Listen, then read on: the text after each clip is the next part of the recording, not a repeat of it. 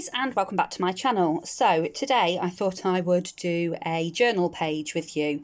This is one that I did last week before, and I did a little video. I put it on a few Facebook groups, and lots of people really thought it was quite fun, and they were quite intrigued as to how I did the skeleton, because he started out life looking like this. Just a plastic glow-in-the-dark skeleton that I think we got it in a pack of Halloween decorations from BM Bargains. So I thought I'd do another page including the skeleton because I think he's quite fun, and I thought I would bring you along for the journey. So that's obviously the one that I made previously. This one's going to be slightly different. Because it's to go obviously in my journal. I don't want two the same in my journal. So I've started out with a piece of 7 5/16 by 7 5/16 watercolour paper. Now I use just the cheap stuff that you get from Hobbycraft. You get a pack of 50, I think it's about £5, something like that. And I think I might have got that when it was on offer.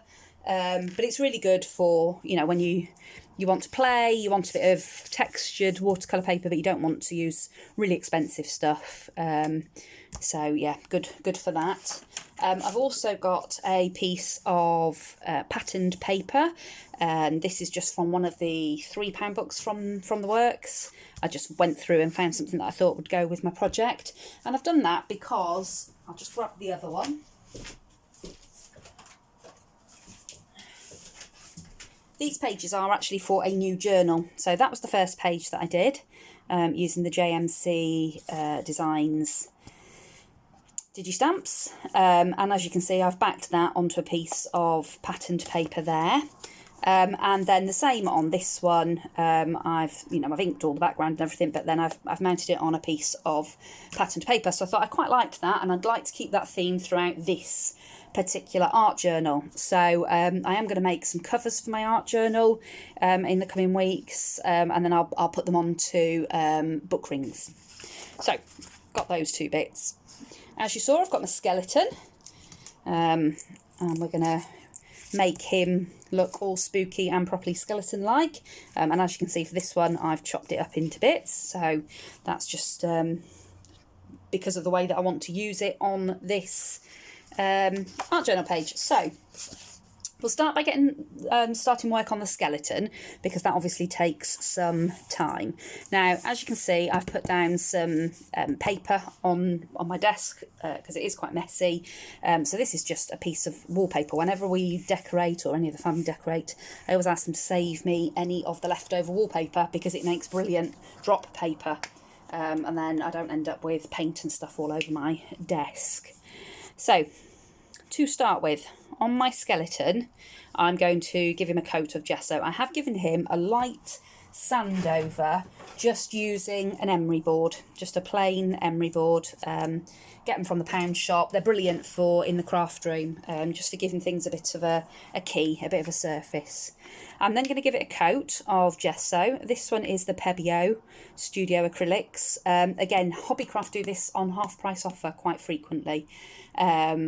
I think it's normally £5, so I get it for £2.50. And I always buy it when it's on offer, because it comes on offer frequently enough to do that. So all I'm going to do is start off by giving my skeleton a bit of a coat of the gesso. As you can see, I'm not being particularly careful. I'm making sure I cover the whole thing, but at this point I'm just wanting to prime the surface of the skeleton so that all the other paints that I've got coming after this one will take to it well. And as you can see, I'm sort of painting it on in places, and then I'm stippling it, and actually that stippling gives a bit of texture to the skeleton, and it does sort of look like old bones then once you've got it painted. So I tend to give it a bit of a coat, cover it, and then stipple it a bit once the paint's on. Like I say, this is a bit of a messy job, hence the drop paper, and it might need a couple of coats. So what I will do, because you don't want to sit here watching me paint skeletons, I will go and give it all one coat. I'll dry it with my heat tool, and then I'll come back in and give it a second coat, and then I will join you back when we're at that point. Okay, so I have given that 2 coats of gesso, and then I have actually gone over it and just given it a coat of opaque white. Again, this is the Pebeo Studio one, and again, I tend to buy this when it's on half price in Hobbycraft. So now I'm going to make it look a bit more sort of bone coloured, and for that I've got some buff titanium, and this one happens to be the De La Rowney Graduate Acrylics. Again, I just buy whatever is on offer in terms of acrylic paint. You can see that I use everything from the Do Crafts Artistes to the Pebeo to the De La Rowney. I've got some cheap stuff that I've got from Home Bargains. For this sort of level of crafting, I think those sorts of acrylics are absolutely fine, and they always, you know, I always get the results that I'm looking for. So that's what I tend to stick to. So, just having a quick look for an acrylic block. Okay, ooh, making you wobble, sorry. Okay, so what I'm going to do is, the buff titanium is a little bit too dark. So, if I can open it. Whew. Oh dear, somebody's obviously closed that with a bit of paint still in the nozzle. So, I'm just going to put a little bit of that on my drop sheet. And then I'm just going to put a little bit of white with it. And I'm just going to mix that up.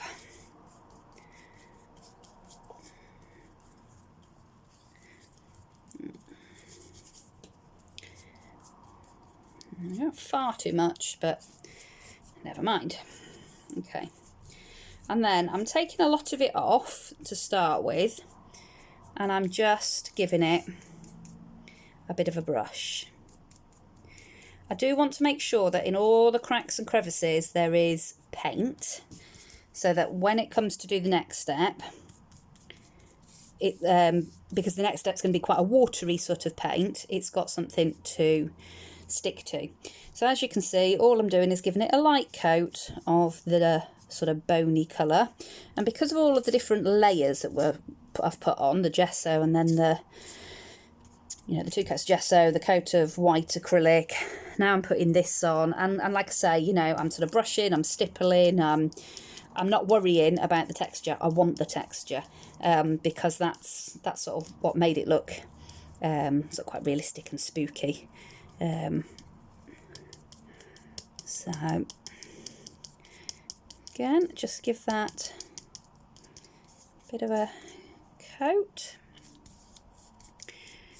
And again, I'm going to dry this, and then I will come back to you. Oh, you're out of focus, that doesn't help. So I've dried that, but to give it just a little bit more texture, I'm just taking what's left of that bone coloured paint on a cheap rubbishy, these are from the pound shop, I think it was a pack of 5 recently in the pound shop, but they're really good for stippling. They're rubbish brushes, really, coarse, but they're really good for getting texture, and they're good for glue and things, so you don't ruin good brushes. But for this sort of thing, you can't beat them for getting that sort of rough texture that I want. So again, it's back to the heat tool to dry it off, so I shall be back shortly. So as you can see, that's now done and dry, and I've zoomed you in a little bit in the hope that you might be able to see some of the texture that we're now getting, so that it does look a bit like sort of rough old bone. But we want to bring some of that out so that you can see it a bit more. So what I did on the last lot is I took some dark brown, and this is a burnt umber, and I'm just going to put a little bit of that on an acrylic block, and that's just so I can water it down. So all I'm going to do is take that and add some water to it, and make it into like a wash, really, because what I want this to do is to run down into the crevices. So I'll start with the feet, because then if I make a mistake, it's not the end of the world, just to sort of get the hang of it. So I've got a piece of kitchen roll ready, and all I did, where's my bottle of water, so I have my paintbrush in my mouth, and I just over what I've just painted, but then pick up as much as I can. And if I think that's a little bit too dark, I'll just water the paint down a little bit more. And again, just go over everything with this wash, and then pick it back up again. And you can see that in the crevices and things, it starts to leave behind that dark, if I can get my camera to focus, that you can see it starts leaving that dark sort of relief, sort of highlighting in all the cracks and crevices. And that's why you've got to make sure that this is dry before you do this bit, because obviously what you don't want is for the two paints to sort of mix and for you to just end up with sort of, you know, beige bones. If it doesn't quite go in, you can just go over it again, and then again just pick up the excess. There we go. So I'm going to do that to all the bones. Just a quick coat of the very, very watered down brown, and dabbing it off with the kitchen roll.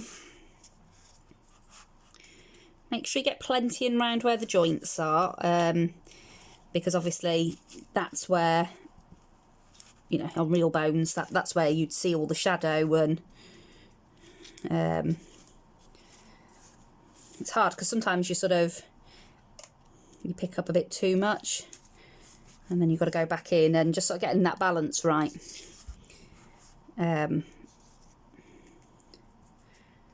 But I just think, you know, at the end of the day, it's paint, isn't it? You know, if it went terribly wrong, you just give it all another coat of white and start again, really. So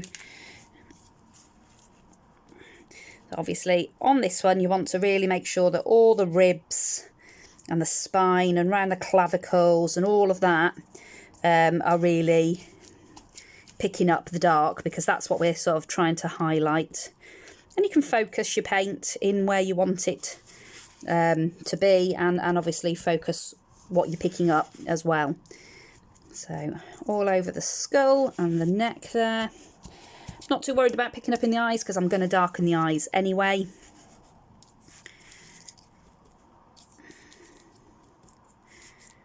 There we go. And again, just picking up the excess, and I'm going to go back in, because on that spinal column, obviously you've got all the vertebra, and I would like to get some dark in there. I can always go back over, which I will do anyway, and do a little bit of dry brushing, which will pick up all the high points again. So it'll sort of go over, you know, if you've left a little bit too much brown, so, you know, like on the teeth, or, you know, on the actual ribs or whatever. Okay. So that'll do me for now.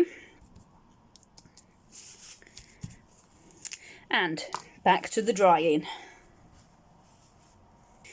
Okay, so that's now dry. So I'm going to now just do a bit of dry brushing with the white. So again, I'm just going to put a little bit on my drop sheet.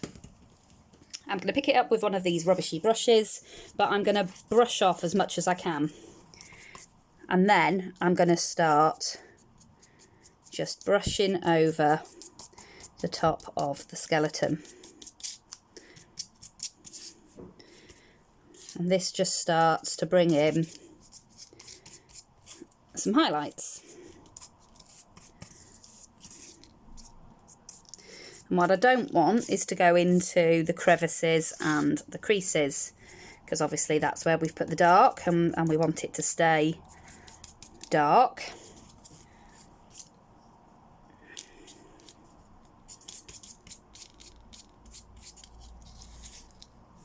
Okay, so just dry brushing right over the top of the bones, and again it just makes the darker bits look darker and puts a little bit of a highlight on the bits that you'd want highlighted.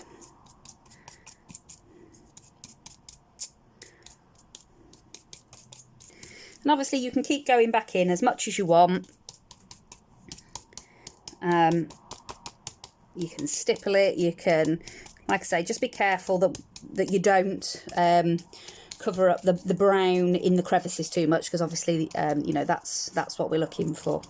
So I think that's going to do for that part of my skeleton. The only other part that I want to do while I've got him here, and then he can sit and dry, is just pop a little bit of paint into his eyes. So again, I'm going to use the burnt umber. I don't want to go for black because I think it'll be too stark against what we've done. So all I'm doing is taking a very fine brush and I'm just going to go into those cavities and just put a little bit of that dark umber in there. And then when he's dry later on, I will pop some, either some green or some red stickles or glitter glue, or the Uniborse pens, they're really good as well, just to give it that spooky Halloween look. So, out of shot, and there we go. So that's my skeleton pieces for now. So what I'm going to do is I'm just going to pop them to one side to dry. I'll just make sure this drop paper's dry, and then I'll bring in the backing paper and we will start on that. Okay, so my bones are off drying to one side, and all my paintbrushes are now sat in water. So next step is going to be to just put something onto this background. So I've picked out some Distress Oxides to have a play with. I've got Faded Jeans, Iced Spruce and Hickory Smoke. And I'm just going to have a play, and I just want to make some interest in the background so that it's not just a white background that we're going to put the skeleton onto. Now, the Distress inks are reasonably new to me, the oxides, so I think we'll just play and see where we get to. So I've got these makeup brushes. I got them off of AliExpress. I think they're about 40p each with free delivery. So I think I got about 8 or 9 of them. So that I've got one for each sort of colour range, and I've just taped onto the handle what colour each brush is for. So I'm going to start with the Hickory Smoke, and I'm just going to start in the middle here and put some colour down. And I've not really got a plan for this.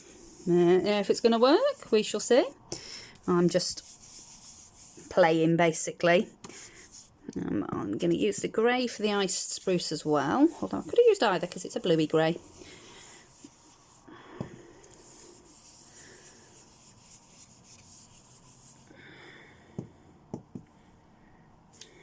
Is it some focus?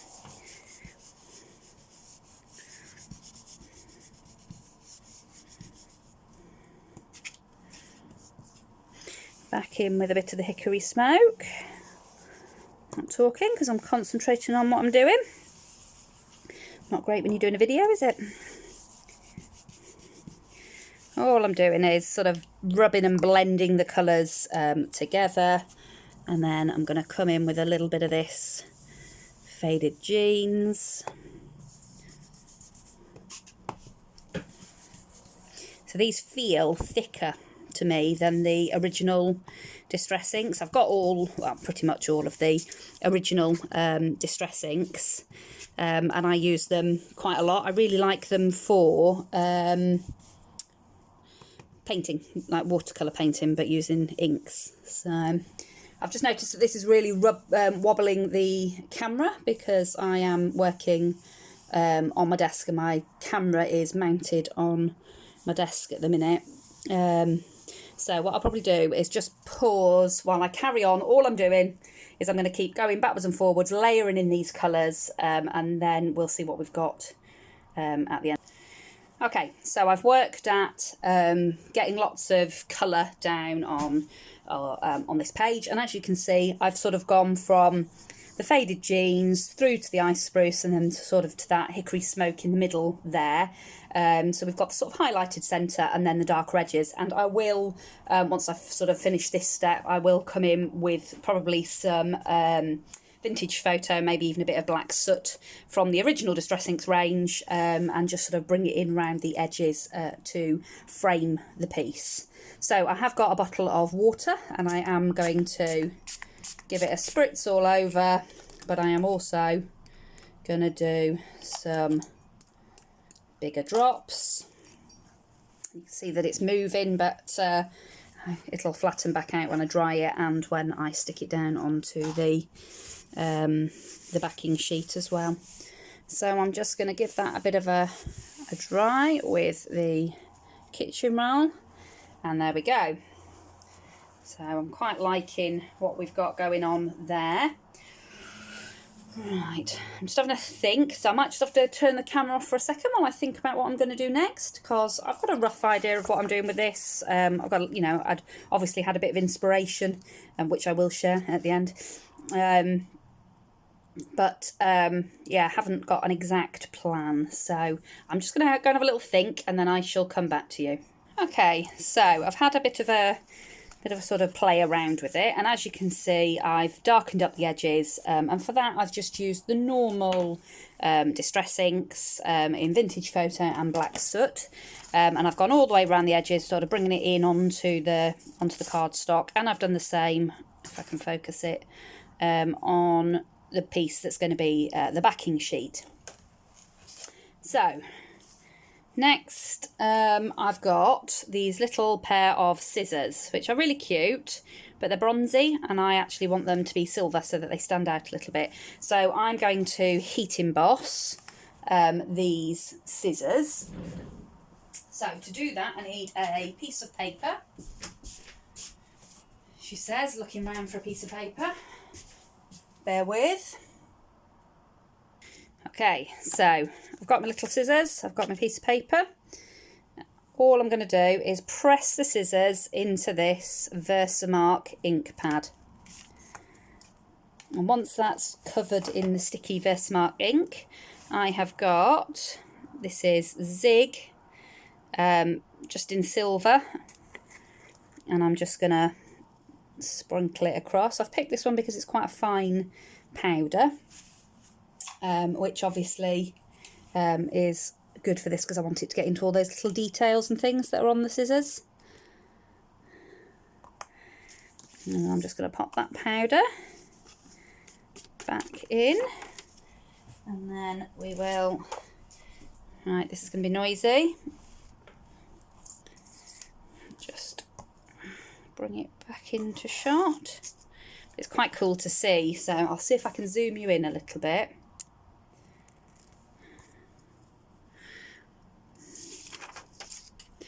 I adore heat embossing. It's something I do quite a lot, and every single time it never fails to make me smile. I'm just heating the powder. Once it gets up to temperature, it'll start to turn.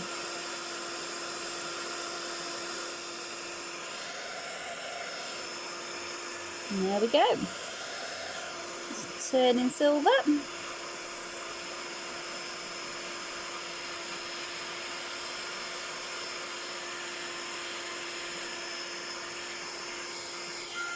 There we go.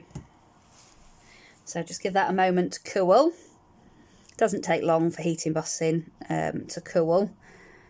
I'm just going to move it around a little bit just so any excess comes off onto the scratch paper.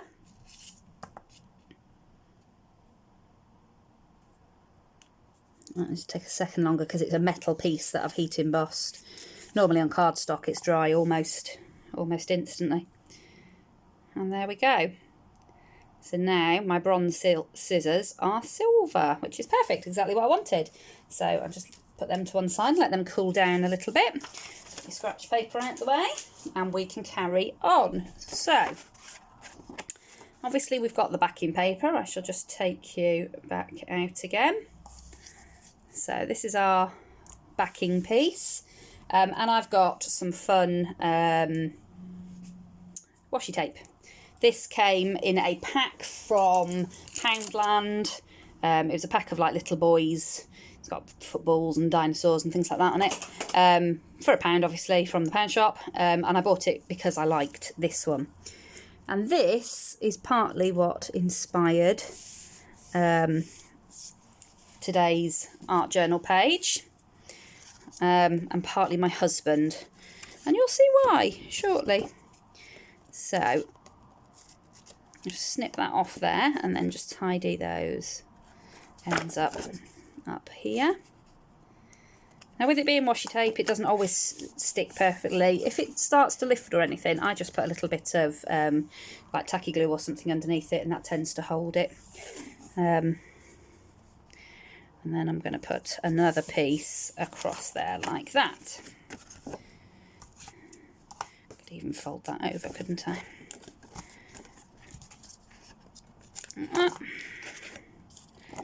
And there we go. So we now have a crime scene, and in our crime scene we're going to put our skeleton, who has met a bit of a sticky end. So pop some hot glue on him and pop him like that. Ow! Hot glue is hot, by the way. Ow! Pop another glue stick in my glue gun. Okay, so where do I want all his limbs, the unfortunate soul?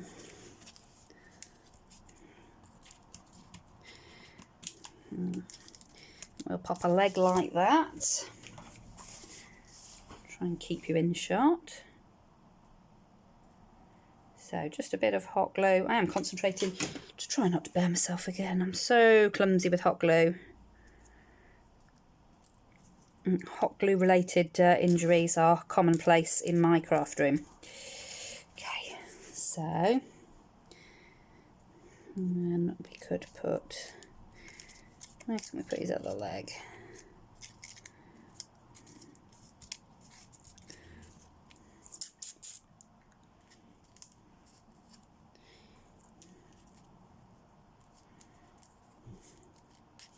He's an unfortunate soul. Bits of him all over. So like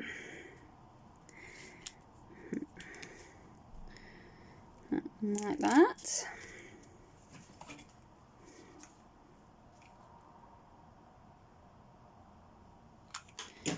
And I'm going to put that one like that. I'm just going to pop a little bit of glue under this one because it's just lifting slightly.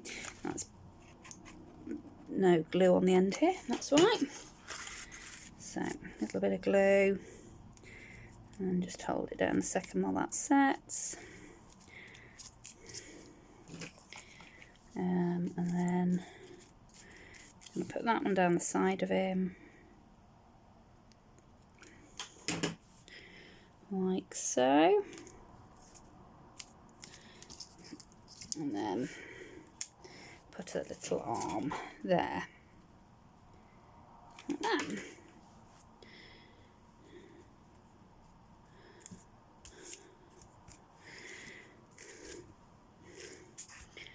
Like that.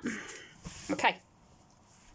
So now I'm going to bring in an acrylic block and a paintbrush and a bit of water. And I'm going to start with a bit of Balm Door, just the normal distress, this is the mini cubes, on a block, and then I'm just, with a bit of water, just making that into an ink that I can then paint with. And all I'm going to do is just give a little bit of colour, so a bit of light shading. But I thought I'd go with a bit of a gruesome looking red. So we can all imagine what happened to Mr. Skelling Bones. And put some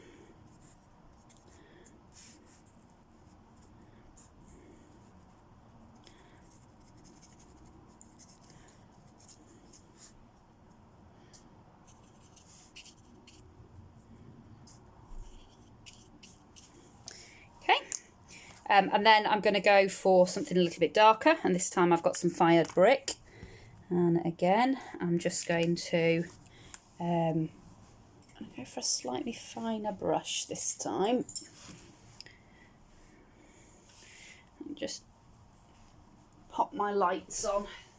It's getting a little bit little bit darker in here now. It's really hard because I end up with shadows, and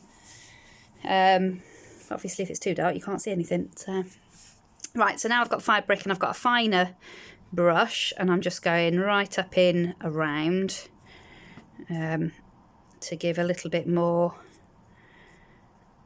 darkness around the skeleton. So this is going to be a little bit lengthy just because of the amount of painting that I've got to do. So I will just do it, and then we will join back. So there you can see I've added in lots of gory red down the bottom there, and I have gone round with a little bit of walnut stain as well, sort of all around the skeleton, but we really watered that down just so that there's some shadowing there behind him. So next I want my scissors, and my scissors are going to be into my skeleton. Just try and get a bit of hot glue in. This is quite hard because they are quite fine and I don't want to burn myself. So down into there. That's it.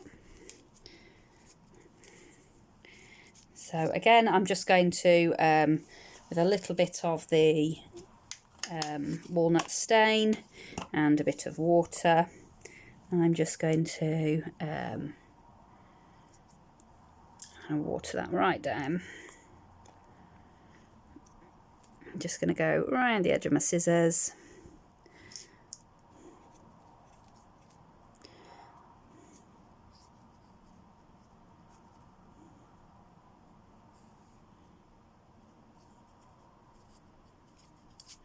I'm quite sort of loose when I do this. It is just for a bit of shadowing.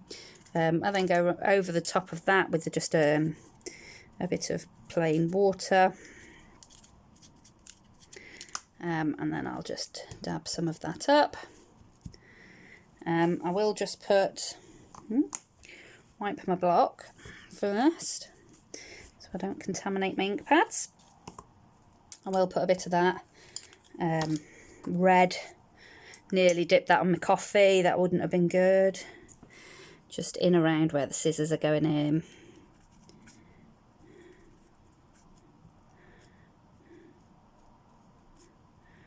Like that. And then I think what I will do is put a bit of the fired brick on as well. And if I can find a fan brush, water this down like this. And then, now, before I do that, because I do just want to protect my crime scene bits to some extent. Put that across like that, and put that one. That'll do me. Doesn't have to be perfect.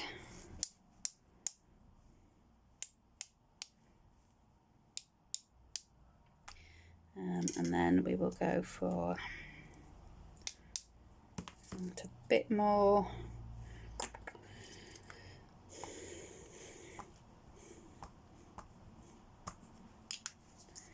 Just a bit more of the pigment in there.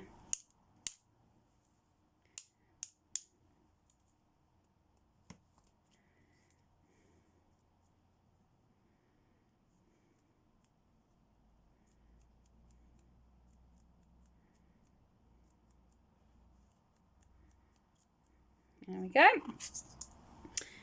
Move those. There we go. Oh yeah, that looks good. I'm liking that. Wipe my block off. And then I have got some words to put on.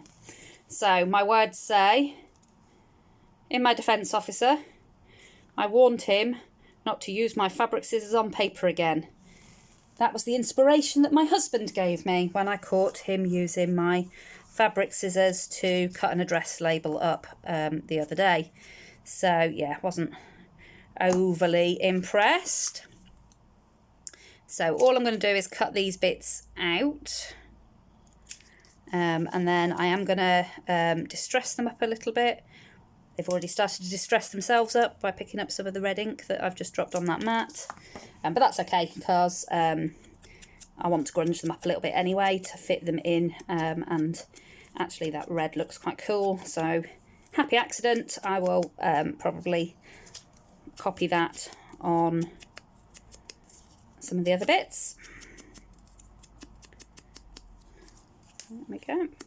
So this is just vintage photo, just around the edges, just to sort of frame the word in a little bit, and then I will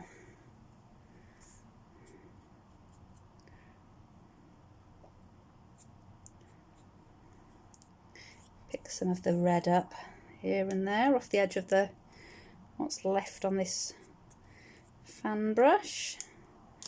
Where's the other brush that I used? Put it back in the thing like you do. Let's just water that down a little bit.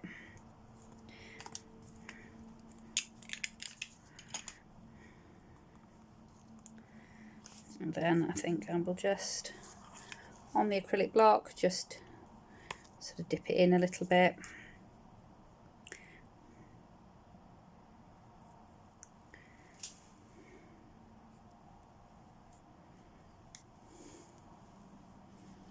There we go. It's a bit gruesome really, isn't it? But you know, I'll show it to my husband later and it might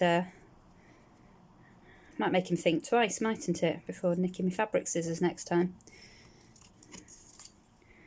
So just picking some of that ink up on the fan brush, and then I'm just literally wiping it onto the paper in places and just letting it wick up the paper, and just by putting a bit more in some places it'll obviously you know, go down a bit further.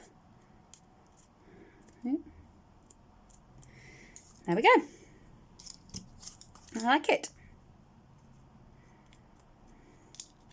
So then it's just, where do I want to put them on my page?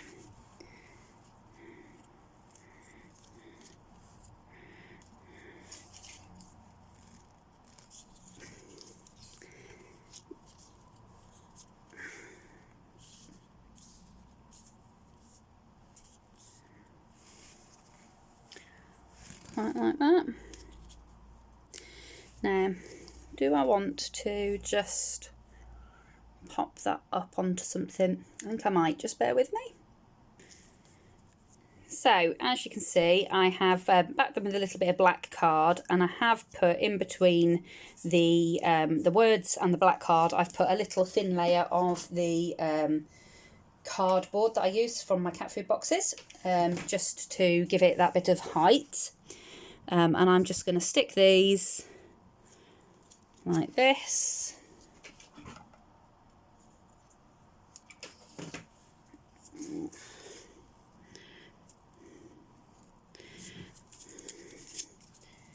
Like that. And the final one about there. And then I did just find in my stash, I've got these glitter enamel dots that came from the works, and they've got black and red and gold, obviously, but I won't be using the gold. I think I actually like the red, just because I thought this corner up here was just a little bit meh. I just thought it could do with something, so I just thought I'd put 3 little enamel dots up in that corner there, and I think that's that for the actual page. So all I need to do now is mount it on its backing sheet, and I'll just use some tape for that, some double-sided tape, and then it's ready to be hole punched and go into my journal. So I'll put it all together and then I'll just clear up a little bit and I'll come back and show you it complete. Okay, so this is my finished page. As you can see, I've got the crime scene tape in the background, the wording, not the glitter dots up there, and then Mr. Skellington with his scissors, which is my husband if he's not very careful and doesn't leave my scissors alone. So the last thing I'm going to do is just sign it, and I'm going to do that just here, and today's date. And that's it. That's now ready to go in my album, into my art journal. Can't think of the words there. Along with my other ones. So that's obviously my other skeleton page. So using lots of the same techniques. Get it to focus. Ooh. No, doesn't want to focus. Oh, do you know, it drives me mental, this camera. I must try a different app on my phone, see if I can get one that focuses better. Anyway, as I was saying, 2 pages using lots of the same techniques, but I ended up with 2 very different looking pages at the end of it. I like them both. This one was nice because it was reasonably quick and easy, whereas this one, making the tombstones, took quite a long time, so that one was a little bit sort of lengthier to do, but I love the effect of it. So overall I love them both. So I really hope you enjoyed the process of me putting together my art journal page for today. If you did, I'd really appreciate a thumbs up. If you're not already subscribed, then I'd really like it if you would come and join me as I continue on my journey into crafting on YouTube. And for those of you that are already subscribed, thank you very much. All your comments, or your kind comments, are really appreciated, and it sort of gives you that inspiration and that motivation to get on and share something again. So I'm hoping to do another video either later today or tomorrow, making some cards. Some flowers even. I picked up some jewellery at a junk market yesterday, and it's just cheap rubbish costume jewellery, but I thought they would make fantastic centres for flowers. So I'm going to cut that bracelet apart, and then again I've got this row of really cheap rubbishy pearls, but again I thought they would make nice centres for flowers, so that's inspired me to make some more flowers. So I will film that when I do it, and pop it up for you all to have a look at. So thank you ever so much for joining me, and I hope to see you all again soon. Take care and have a great day. Bye.